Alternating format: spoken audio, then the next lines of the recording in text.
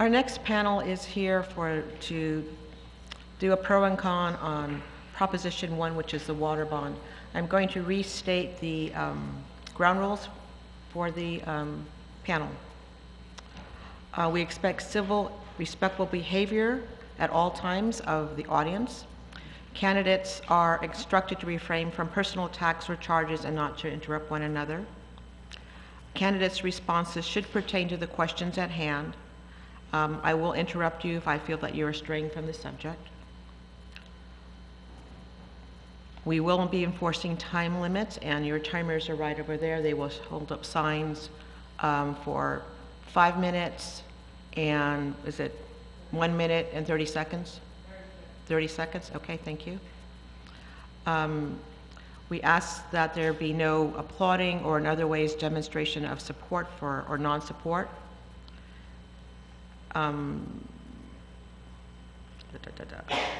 This is a live broadcast, and the broadcast cannot be used by the panel or candidates for any purpose. And please, no cell phones or no recordings. The public is invited to submit suitable questions for the presenters. And we have people in the audience that will be collecting those cards for you. And we will sort the questions to minimize duplication.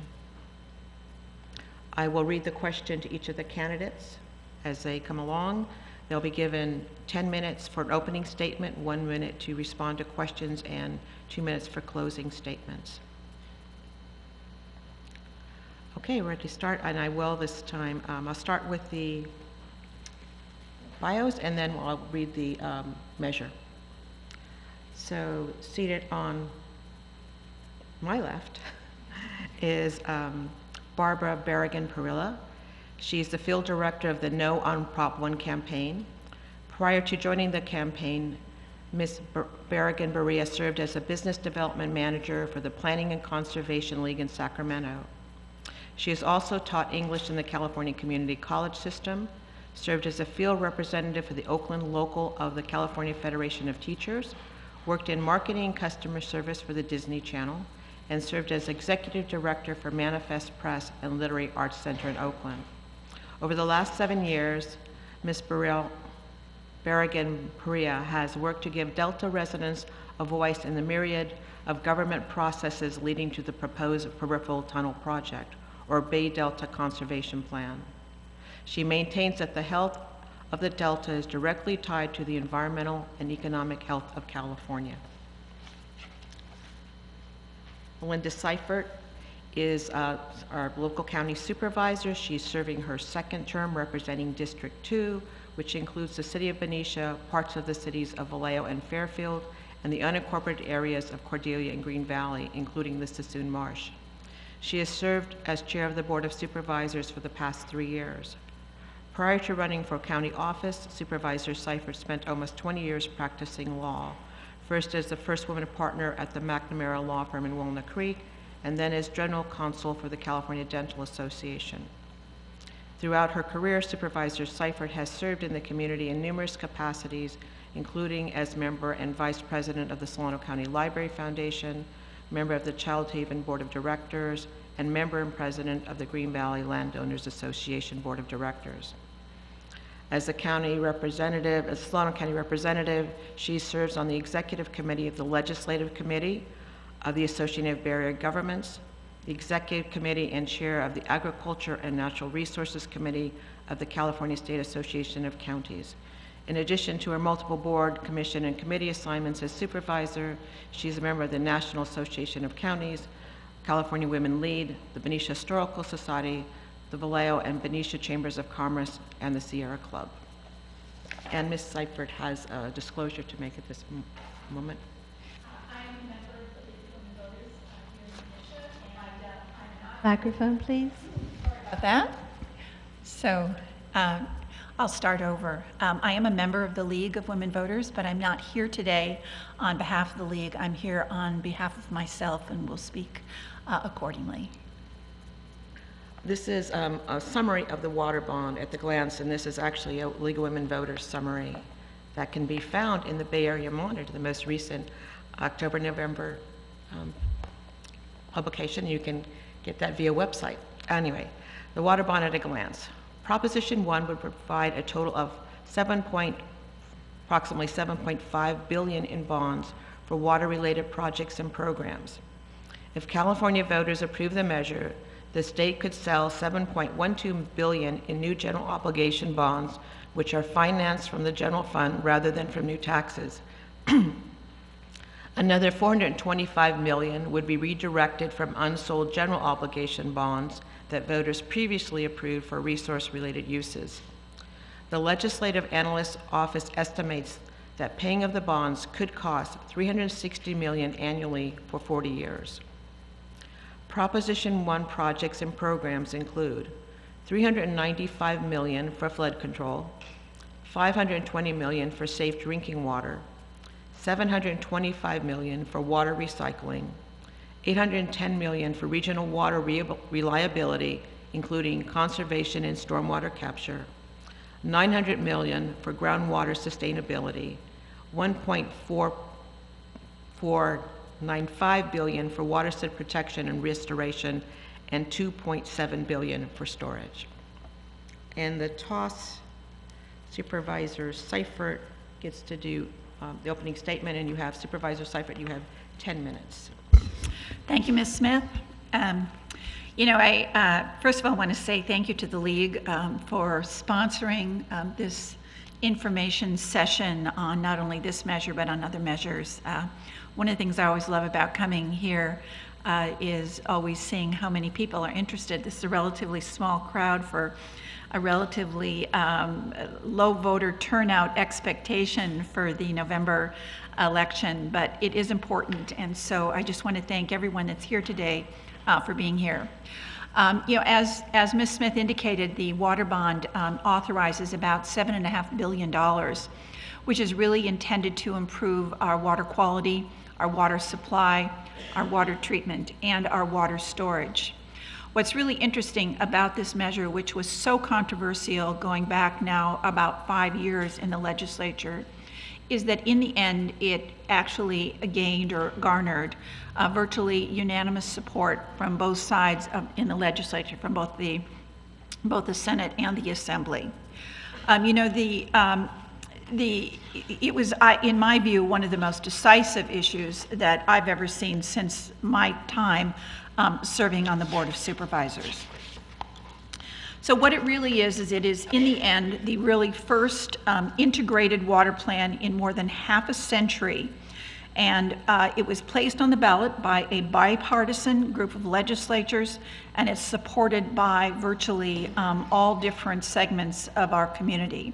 It's supported by agriculture, by the environment, by business groups, by most all government organizations.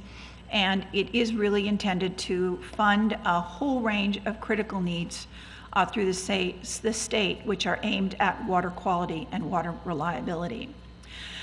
Before I really talk about, to repeat some of the things that Ms. Smith indicated earlier, one of the things that's really, I think, important to recognize from where we sit in Solano County is how important this is to us. You know, the water bond was carried by Senator Lois Wolk, who represents all of us here in Solano County. She has taken it on herself over the last number of years to be a leader in water policy and in making sure that we have a sustainable, a reliable source of water for the future. This water bond is not everything that everyone would liked. It's not everything that Solano County wanted. But in the end, it was the kind of compromise where people came together to figure out what we could do to ensure a water supply and reliability for the future without that having a seriously negative impact on the community in which we live. So what does that mean for us? What am I talking about when I say that? What I'm talking about really is our major concern, which was how do we protect our delta? The Delta is an economic resource to it. It's a recreational resource. It is one of the key water supplies in the state of California, and everybody wants a piece of it. So what could we do to ensure that we are protected as best we can against that happening? And it was the people like Senator Lois Wolk, like Assemblymember Jim Frazier, like some of my colleagues on the Board of Supervisors who are in the trenches with Senator Wolk, with Darrell Steinberg as President Pro Tem, up to the very last night before this went to a vote, making sure that those issues and those interests that were important to us were protected. Now, I can tell you that for a long time, we stood on the back end. We said, no, we can't support this. But we kept working and working and working to get as much as we want, as much as we could, to make sure that for the future, for as long as we could be comfortable that that our water supply was going to be protected. I'm not going to talk about what's called the Bay Delta Conservation Plan, which was always hooked into this initially, and which was one of the vehicles which people were talking about for the tunnels to go to Southern California.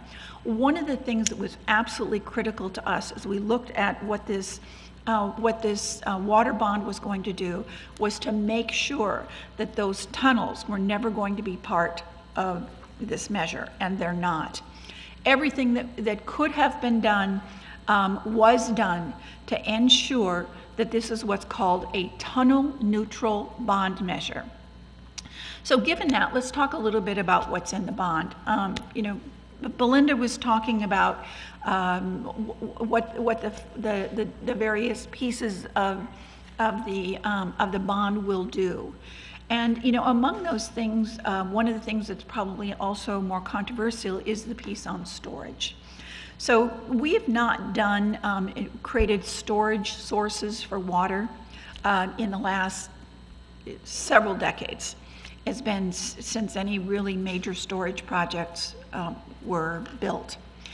When we're looking at what the drought right now, I mean, people will tell you that had we been able to create better storage in the past, we wouldn't be quite in as critical a position today as we are. And so having good water storage for the future is one of the things that those legislative leaders that have an opportunity to look at this day in and day out will tell you is absolutely essential. So while water storage wasn't necessarily important to us on a day-to-day basis here in Solano County, it is critical for us as being able to hold on to the Delta resource that's so important to all of us. So the way that this works is that there will be a process that's created to decide what projects are going to get funded, how they're going to get funded, and who's going to be able to use the money for whatever aspect of water supply reliability they're supporting or promoting. The bill is divided into several categories that Belinda mentioned, and so there will be competitive processes in virtually all of those categories to determine what the right choices are. And those are the things that make it good for us. We looked for the kind of competitive processes that would work for Solano County so that those issues that were important to us would have as good a chance as they could possibly have of being funded over the long haul. So when I look at what I think of as really critical for this measure as we go forward, I just want to say that I kind of created a top 10. I'm not sure I'll get them all done, and I'm going to start with 10. Maybe I'll get to the top 2 or 3 in the final closing. But first of all, for reason number 10 is that because truly a broad section of Californians are supporting it. It's supported by environmentalists, by business interests, by agricultural interests, water agencies, labor, government, the Delta Counties Coalition, the Solano County Board of Supervisors, Solano County water agencies, most major newspapers throughout the state have identified this. So if you want to just do it because it's sort of what everybody else is doing, that's another good reason. And these are people, these are the policy makers, the decision makers, people that know and understand what's important. The second, reason number 9, going 10-9, is that this is a bond that's long overdue. You know, this started actually in 2009 when a water bond was passed, but it was pulled from the ballot in 2010 and 2012. At that point, it was about $12 billion. And the feeling was that A, the voters wouldn't support it, and secondly, that it didn't really quite do the right stuff. So that was pulled until this year when the legislature was able to come together and to figure out a way to pare that down, to figure out what was important, and to create a fiscally responsible. Now granted, sometimes those numbers seem high when you think about what the debt is, but when you look at what our governor, who's done a great job of sort of reframing our state budget and putting us back in positive territory, when he says that we can afford it, I have to say that he's telling the truth about what that is. Number 8, one of the things that it will do is also relieve some of the pressure on Southern California, or on us, from the demands of Southern California for our share of the water. I'm going to keep you guessing as to what the others are as my time is running out. But what I really want to emphasize is that from the Solano County perspective, this is a proposition that is good for all of us and that will serve our interests, and that people closely connected to the county have been in the trenches working on this to ensure that that safe and reliable water supply was going to be available and good for all of us in the future. Thank you. Microphone, please. Ms. Berrigan-Faria, you have 10 minutes. Thank you. Good morning. I'd like to thank the League of Women Voters for sponsoring this event. It's always nice to get to the other side of the Bay Delta estuary. Also, I think you should know that, which wasn't included in my bio, that I'm the field director presently for the No on One Prop campaign, but I'm also the executive director for Restore the Delta. When I speak to people about the water bond, I'm reminded of how I used to teach Henry V to undergraduates. In order to understand Henry V, you have to read Henry IV. You have to understand the politics of the period, and you have to understand it in relation to the other histories that Shakespeare wrote. That is how you have to read this water bond. You cannot simply open this water bond and do a close reading of the text and think that everything is okay. What you have to do is you have to compare it to the plan for water transfers by the Metropolitan Water District in Los Angeles. You have to compare it to the political spending that has done and is continuing at increasing levels by the Westlands Water District in the San Joaquin Valley and by the Kern County Water Agency. You have to compare the text of this to what is actually happening with the Bay Delta Conservation Plan, because it is not tunnels neutral. And most importantly, you need to think about the text in relation to the political power and who makes up the California Water Commission. So my suggestion is, don't be fooled.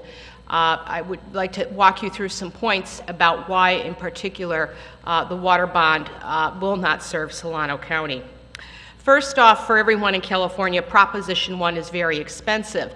You heard the $360 million payback rate over 40 years. Well, that equals $14.2 billion. California right now, in terms of its annual budget, is 21% goes towards general obligation debt, in a state that, according to the LAO's office, has a staggering $770 billion in debt because of unfunded liabilities.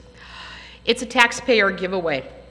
Here we're going to be expanding debt, but the water projects that are proposed in Proposition 1 will benefit very few people in California. It will not take off water pressure on this region by helping Southern California, because the little bit of new water that will be made through the projects that are proposed will really be benefiting special interest large agriculture on the west side of the San Joaquin Valley. It will not solve our water problems. because it is still based on the old supply side approach to managing water in California, and in a world with a changing climate, those solutions won't work any longer. It is going to divert more water from the San Francisco Bay Delta estuary. And most importantly, it's not going to relieve anything for this drought. Dr. Peter Glick, the water expert from the Pacific Institute, was quoted in a San Francisco Chronicle article saying, in terms of this drought, nothing in the bond will make a difference. It's all long-term funding and projects. In particular, let's talk about water transfers and why this water bond is a backdoor approach to funding the Bay Delta Conservation Plan, Governor Brown's plan to build those 2 massive tunnels which will divert the Sacramento River from the San Francisco Bay Delta estuary. In 2013, BDCP proponents released their own internal document calling for a state-funded water fund of $1 billion to $1.5 billion in order to make the tunnels pencil out for the water exporters. This water bond sets up that fund for them to move forward with water purchases from throughout the state to fill those tunnels. Why is this problematic? It's problematic because we, the people in California, through the Constitution, own water. We own the fisheries. Those are public resources. Those public resources are part of the public trust. When you purchase water upstream and you allowed it to flow down through the delta, once it hits the delta, it legally becomes what is classified as Article 21 water and becomes available for export. In those BDCP documents, they make it clear that they want that water available for export when it hits the delta. When we were working with people in the Capitol to try to get what we felt needed to be in the bond for protection of the estuary, we were pushing for language that this water could not be diverted. But because of the special interests at the table, we could not get that language added into the water bond. In addition, even if the tunnels were not built, because you would have an accelerated plan in place for exporting water, the estuary will still be at risk because you will be able to pump more water and continue the process of taking too much water out of the system. Don't be fooled about the pork and everybody supporting the water bond. If you go to the No on Prop 1 website, you will find that there are dozens of groups supporting hundreds of thousands of members from the environmental community in California who are opposed to the bond, and other groups have gone neutral because they are so concerned about the dam projects. The California Water Commission was created or reconstituted in 2010, and they began rulemaking during this period when they really were supposed to be silent to prepare for storage projects. You'll be told that there's a competitive process. There really isn't because of the criteria that's written into the bond. The bond calls for a preference to be given to the raising of Shasta Dam, Sites Reservoir, and the construction of Temperance Flat. But here's what you won't be told. Research that was reported in the Sacramento Bee and done by groups like Friends of the River shows that if you build all 3 of those projects, you will only net 316,000 acre-feet of new water for California in wet years. The farmers who want that water don't want to have to pay for the projects. Temperance Flat has a 73% quote-unquote public benefit. They need to sell it as a public benefit so that you end up paying for it when they take the water. Raising of Shasta Dam, 60% public benefit. 316,000 acre-feet of water will water about 1/10 of our almond crop in California in an average year. That's it. It will not go to Southern California. It won't help the people in East Porterville who have run out of water in the last month.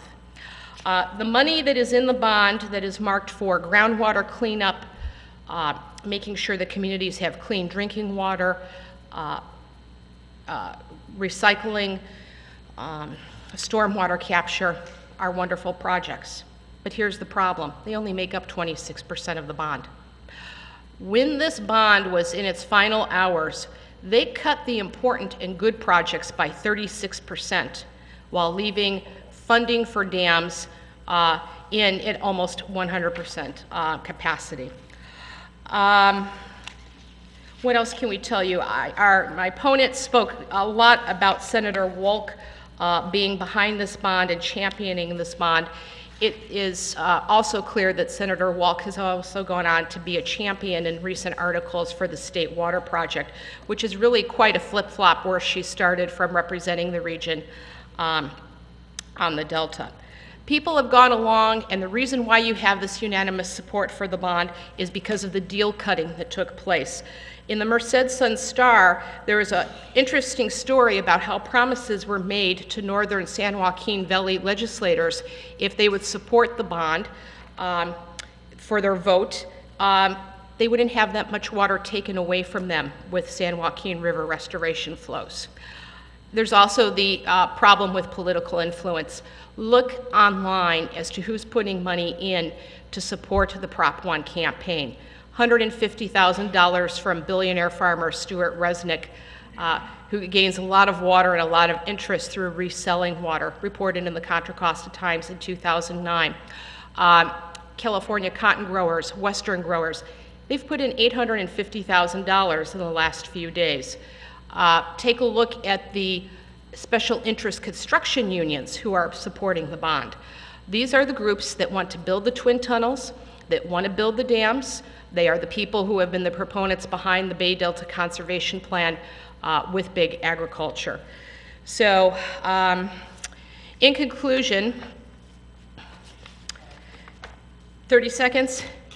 The last thing I want you to consider is that fishing groups across the board, Pacific Coast Federation of Fishermen's, Crab Boat Association of San Francisco, Small Boat Salmon Fishermen, all oppose Proposition 1 because they understand that the deprivation of freshwater flows as a result of dams and water exports will destroy their fisheries and the San Francisco Bay. Thank you. Thank you very much. We'll start the questions now. You'll have 1 minute to respond. And we'll be starting with Ms. Berg and Perilla. Ms. Seifert said decisions would be made after the bond passes. Who makes these decisions? One part of it. Is there any decision makers, or are decisions made on sections by different groups? Well, the continuous funding portion for the $2.7 billion is going to be determined by the California Water Commission. And that's where you're going to see a lot of the flexibility.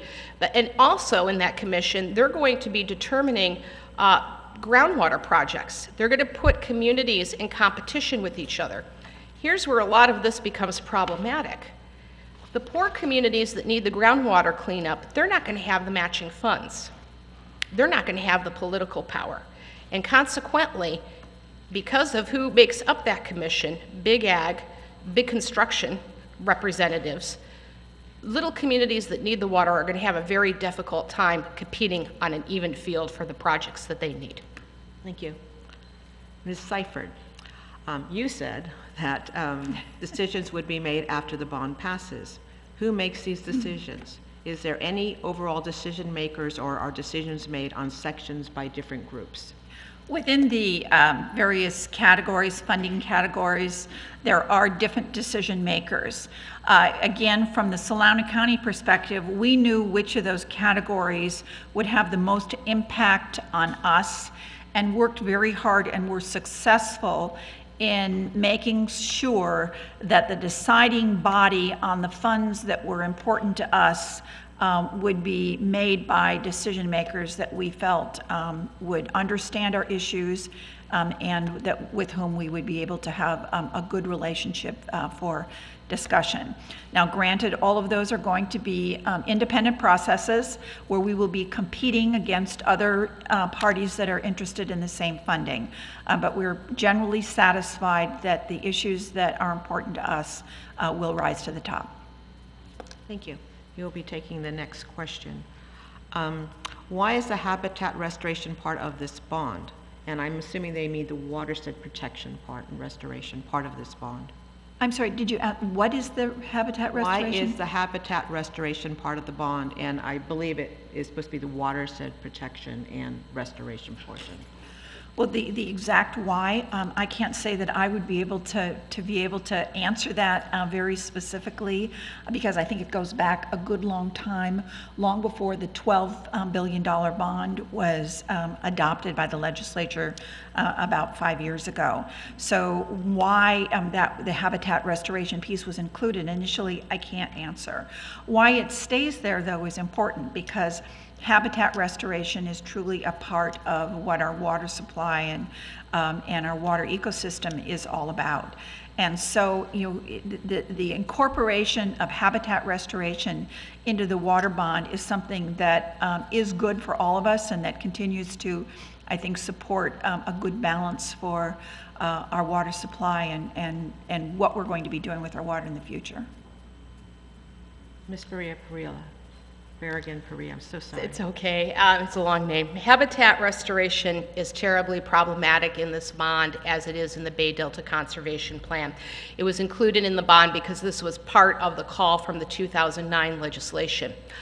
We have habitat restoration that happens and has happened 200,000 acres in the Delta region because of mitigation damage that needs to be taken care of because of excessive water exports. Our work on the Bay Delta Conservation Plan reveals that habitat conservation has failed in the Delta because of insufficient water flows.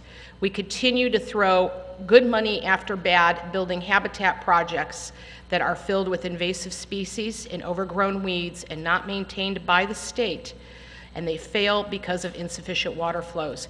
That's another reason we are opposed to the bond. We believe that we have to get the flow situation straightened out first before we consider future habitat. Thank you. And you'll be starting the next question. We've had several questions about the tunnel, so I'll just kind of summarize it. How can we be sure the tunnels will not be funded if Prop 1 passes? You can't. Those water flows, again, if you go back and look at the documents that are tied to the Bay Delta Conservation Plan, those water flows are needed to make the project pencil out for the bond investors who will be buying the revenue bonds for the water agencies that will be responsible for construction.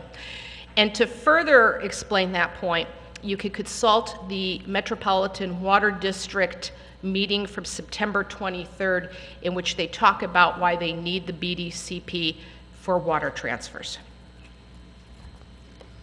Would you like me to repeat the question? No, I'm clear about the question, which is really about the inclusion of the tunnels into the water bond. And I would point to, if anyone wants to go back and look at section 79710A, and I'm going to read it for you.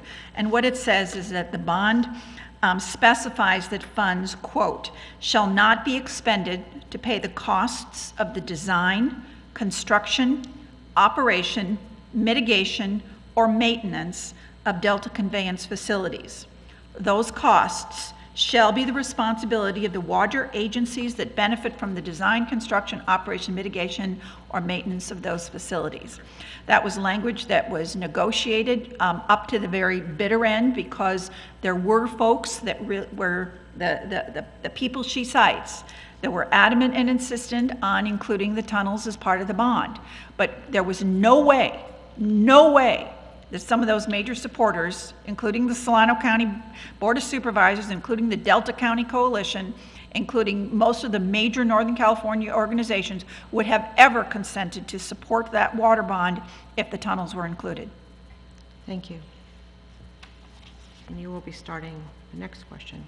How will Benicia benefit from a water bond?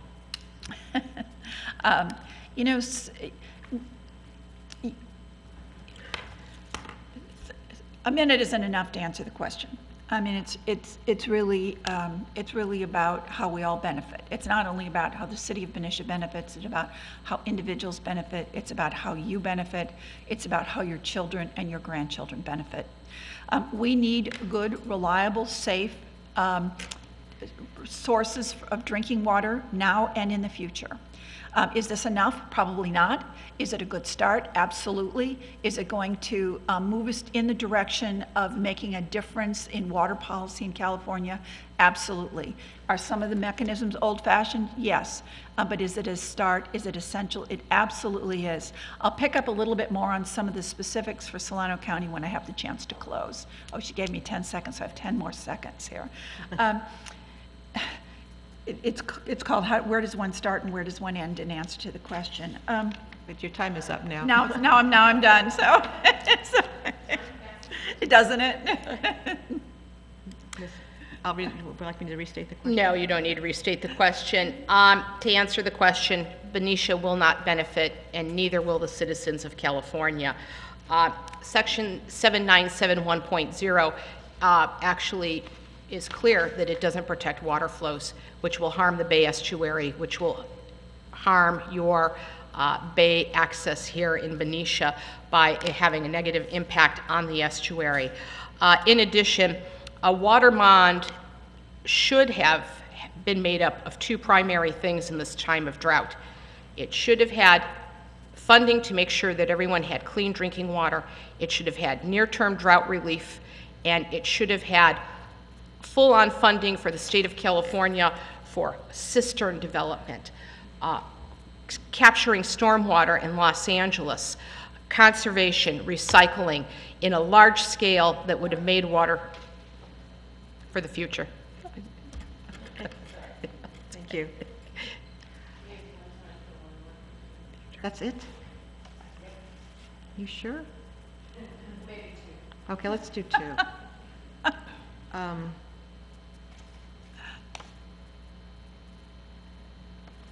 Is it fair to say that we should vote for Prop 1 because it's the best we can do?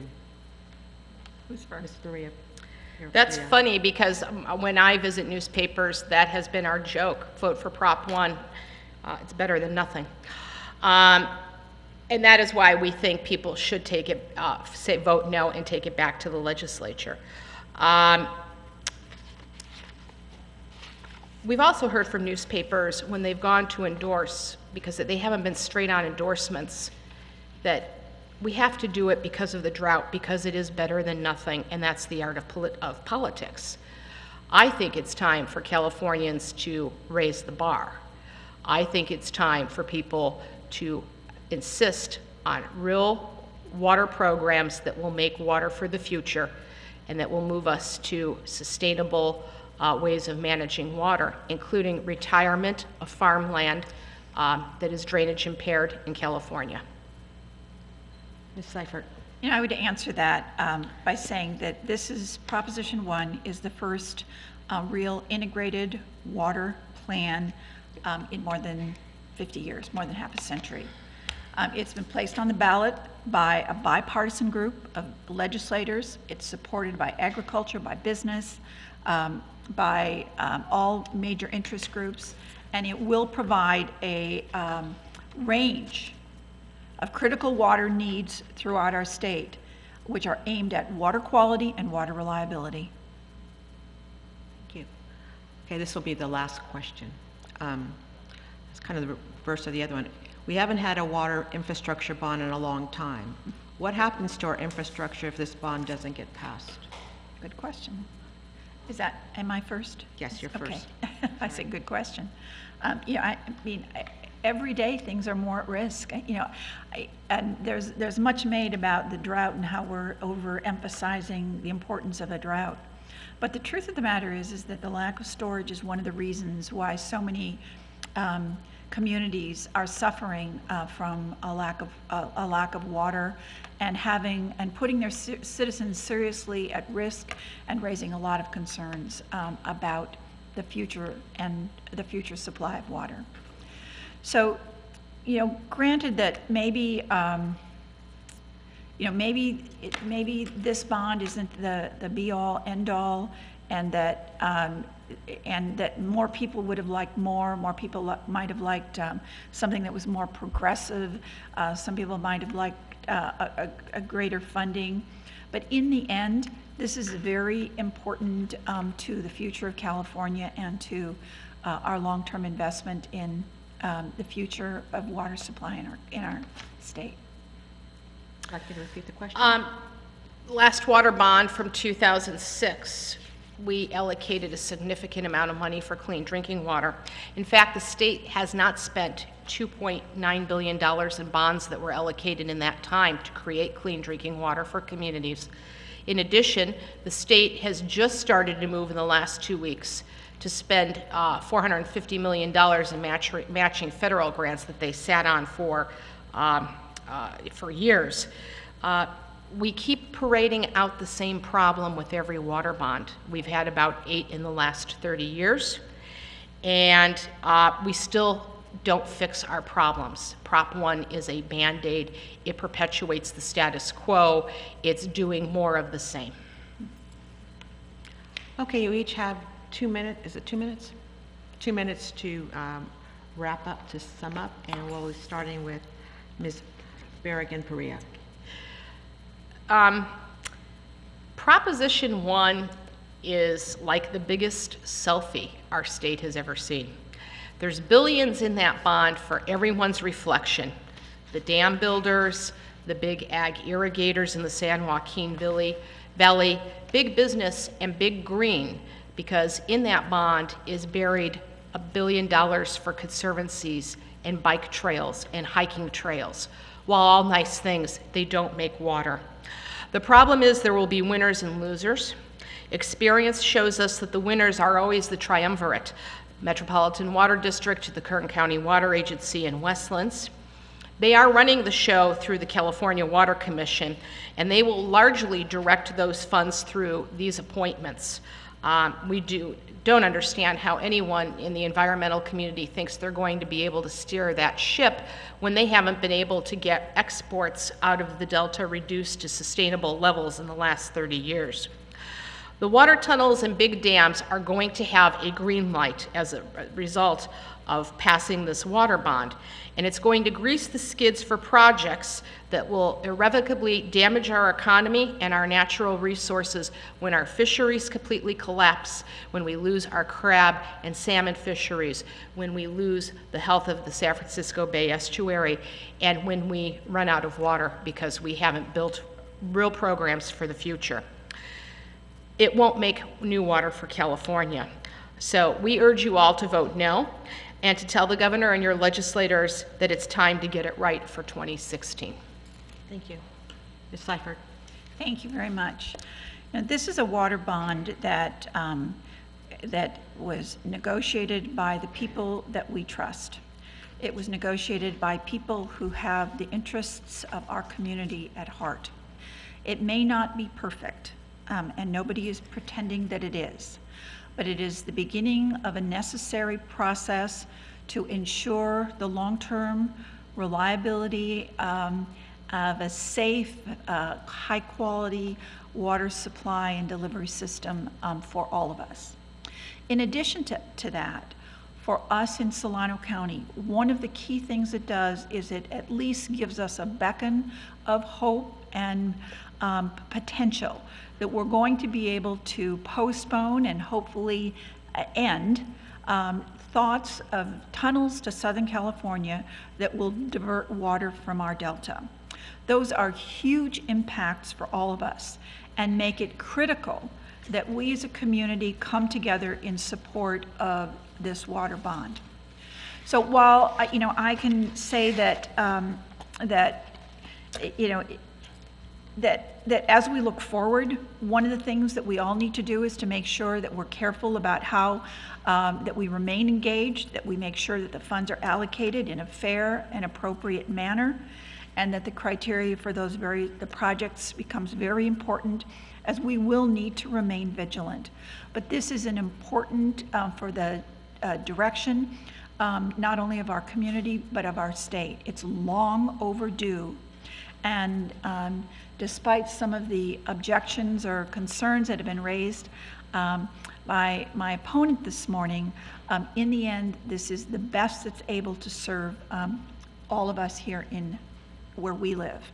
And so with that, I would urge you to support Proposition 1, and I would be happy to answer any further questions that anyone might have after after the conclusion of this program.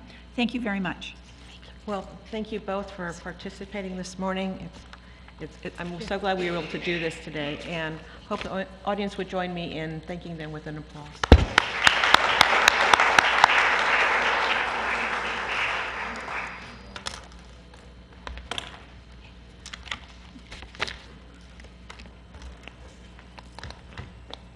All right, so one last quick break for people to reposition. I hope that you all will stay. Our Benicia Unified School District candidates are here to present, and they're going to be coming up shortly.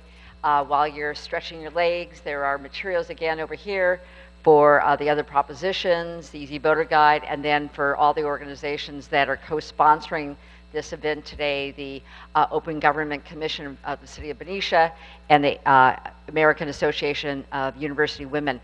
They have literature out in the lobby as well, and as well as all those good things to nibble on. So we'll let them resort, and please do come back and hear the school board candidates.